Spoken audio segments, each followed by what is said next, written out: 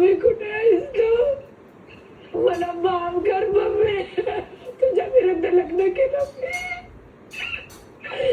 मला माफ कर मम्मी, एकदा माफ कर, मी कधी चुकी नाही करणार.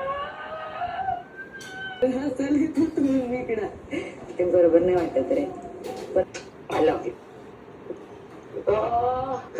तेव्हा आपली आई आजारी होती. हो, कॅन्सर होत लास्ट स्टेजवर.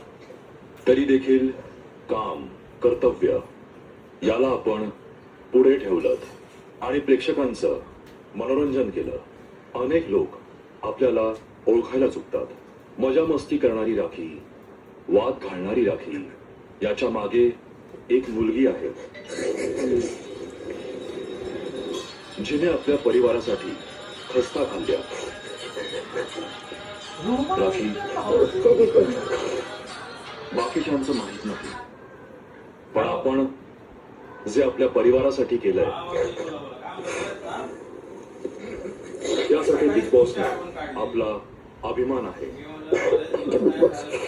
अनुश्री, प्राजक्ता, आपण हसताय हे वागणं शोभत नाही आपल्याला.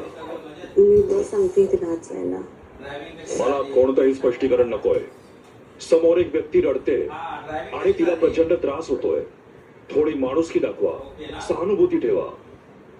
हेच सगळं राखी यांनी केलं असतं ना, तर संपूर्ण घर पेटून उठलं असतं. बिग बॉस मी म्हणूनच तिला आज जायला सांगते की तिच्या ह्याच्याने मला बिग बॉसने आतमध्येच केले होते. एवढंच सांगेल, माणुसकी नसेल ना तर इथून उठून जाऊ शकता.